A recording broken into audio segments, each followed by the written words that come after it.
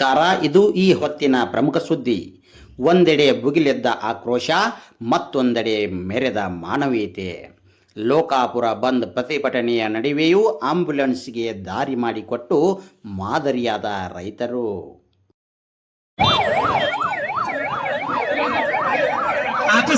Officers ಗಾಡಿಗೆ ಅಥವಾ ಆ ಆಂಬ್ಯುಲೆನ್ಸ್ ಗಾಡಿಗೆ ದಾರಿ ಬಿಡಬೇಕಂತ ದಯವಿಟ್ಟು ಕೇಳ್ಕೊತಾ ಇದ್ದೀನಿ. ಹೌದು, ರಾಜ್ಯದ ಪ್ರಮುಖ ಜಲಾಶಯಗಳಲ್ಲಿ ಒಂದಾದ ಹಿಡಕಲ್ ಡ್ಯಾಂ ಪ್ರಸ್ತುತ ಸಂಪೂರ್ಣವಾಗಿ ಭರ್ತಿಯಾಗಿದೆ. ಆದರೆ ಘಟಪ್ರಭಾ ಬಲದಂಡೆ ಕಾಲುವೆಯ ಕೊನೆಯ ಭಾಗಕ್ಕೆ ಮಾತ್ರ ಹನಿ ನೀರು ಕೂಡ ತಲುಪುತ್ತಿಲ್ಲ.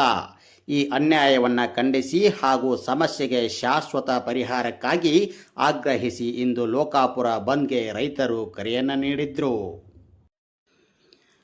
ಆದರೆ ಹೀಗೆ ಪ್ರತಿಭಟನೆಯ ಕಾವು ಏರುತ್ತಿದ್ದಂತೆಯೇ ಅಲ್ಲಿ ಒಂದು ಸೌಹಾರ್ದಯುತವಾದ ಘಟನೆಯೊಂದು ನಡೆಯಿತು. ಉಗ್ರ ಸ್ವರೂಪದ ಹೋರಾಟ ಮುಂದುವರಿಯುತ್ತಿದ್ದರೂ ಕೂಡ ಅದೇ ರಸ್ತೆಯಲ್ಲಿ ಆಪತ್ಕಾಲದಲ್ಲಿದ್ದ ರೋಗಿಯನ್ನು ಹೊತ್ತುಕೊಂಡು ಬಂದ ಆಂಬ್ಯುಲೆನ್ಸ್ಗೆ ರೈತರು ತಕ್ಷಣವೇ ಜಾಗ ಬಿಟ್ಟುಕೊಟ್ಟರು. ತಮ್ಮ ನೋವು ಆಕ್ರೋಶಗಳ ನಡುವೆಯೂ ಕೂಡ ಜೀವ ಉಳಿಸುವ ಆಂಬ್ಯುಲೆನ್ಸ್ಗೆ ಧಕ್ಕೆ ಬಾರದಂತೆ ನೋಡಿಕೊಂಡು ಸಂಯಮದಿಂದ ದಾರಿ ಮಾಡಿಕೊಡುವ ಮೂಲಕ ಲೋಕಾಪುರದ ರೈತರು ದೊಡ್ಡ ಮಟ್ಟದ ಮಾನವೀಯತೆಯನ್ನು ಮೆರೆದಿದ್ದಾರೆ. ರೈತರ ಈ ಮಾನವೀಯ ನಡೆಗೆ ಸಾರ್ವಜನಿಕ ವಲಯದಲ್ಲಿ ಭಾರೀ ಮೆಚ್ಚುಗೆ ವ್ಯಕ್ತವಾಗ್ತಾ ಇದೆ.